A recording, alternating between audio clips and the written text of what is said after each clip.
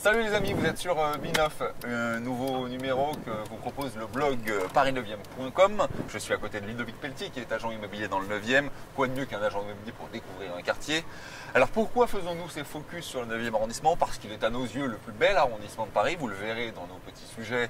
Il culmine en tête des scores les plus hallucinants. Vous le verrez, pas mal de choses à découvrir. Nous allons à la rencontre des gens qui y habitent et qui travaillent dans le 9e.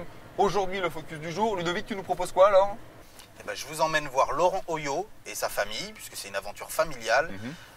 Laurent qui a eu l'audace de créer un champagne parisien, le seul et peut-être l'unique champagne parisien, estampillé South Pigalle, un des quartiers les plus en vogue de Paris en ce moment, et donc dans le 9e, au nord de l'arrondissement. Et on va le rencontrer chez eux, les rencontrer chez eux, place Saint-Georges. On ne peut pas faire mieux. Tout un programme, et j'espère qu'il nous fera goûter quand même. Je crois que c'est prévu. D'accord, super. Allez, allons voir.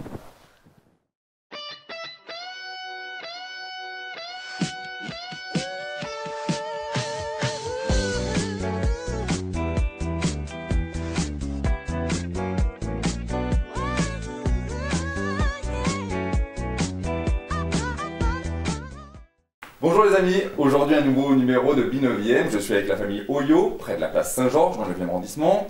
Je suis avec Laurent, Tina et Brigitte. Laurent, qu'est-ce que c'est que cette histoire de South Pigalle?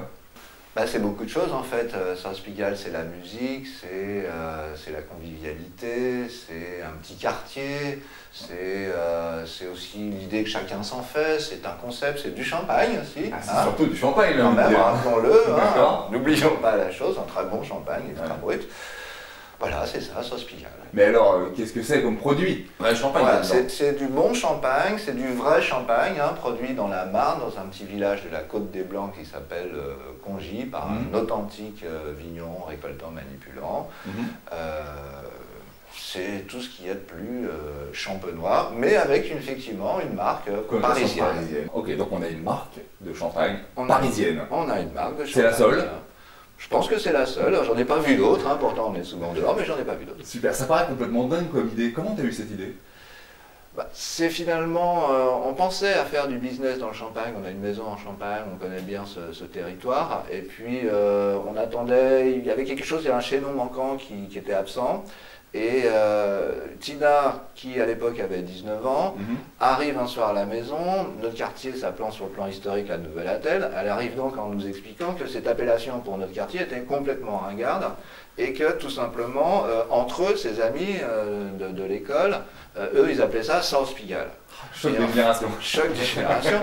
Et donc nous, South Pigalle, moi ça a fait tilt dans mon esprit. J'ai tout simplement considéré que finalement le mot il était très agréable à l'oreille et qu'il voulait dire beaucoup de choses. C'était à la fois Pigalle, c'était le sud, c'était la conjonction des deux et que c'était un point d'appui suffisant sur lequel j'allais pouvoir surfer pour développer cette marque de champagne. D'accord, super. Alors justement, j'imagine que tu vas donner envie à tous les gens qui le regardent.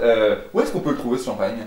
Chez les bons commerçants, bien entendu. Alors à savoir des cavistes, des restaurateurs, des traiteurs, alors des noms peut-être dans le quartier, autour du Saumon, rue des Martyrs, chez Julès, limite 9e, 10e. Aussi chez Cœur de Saumon, toujours rue des Martyrs, Île-sur-Colo, rue Saint-Lazare, beaucoup de restaurants l'ont aussi à Nutruden. Enfin, on a 280 clients principalement sur la rive droite. Quelqu'un qui veut le trouver, quand même, il peut le faire. Et puis j'imagine que ça peut s'acheter en ligne également. On a aussi bien entendu un site web, southpigalle.com. Formidable. Je vais en revenir sur le sujet qui nous anime également, qui est le 9e arrondissement de Paris. Toi, tu habites dans le 9e. Oui, on habite place Saint-Georges. Et alors, qu'est-ce qui te plaît dans ce quartier? Alors, on y est depuis très très longtemps, ça fait plus de 20 ans qu'on est dans ce quartier. On adore ce quartier parce qu'en fait, dans un espace tout petit, le 9e, on cumule un nombre de records absolument effarants. Vas-y. C'est l'endroit où il y a la plus grosse concentration de théâtres, d'hôtels, de magasins d'instruments de musique, accessoirement aussi de bar à bouchons, ceux que ça intéresse.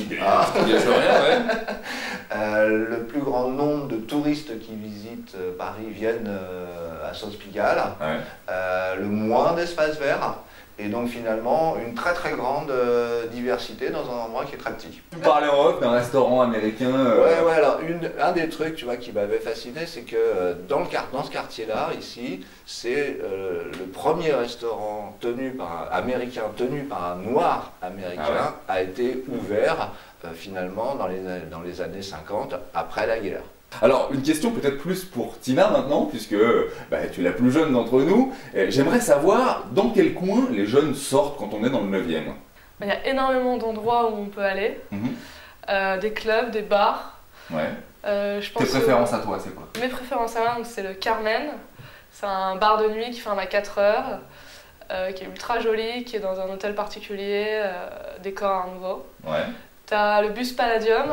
Que tout le monde connaît. Que tout le monde connaît. Ouais. Chez Moon, qui est un tout petit club qui est toujours gratuit, où il y a 100 personnes maximum à l'intérieur.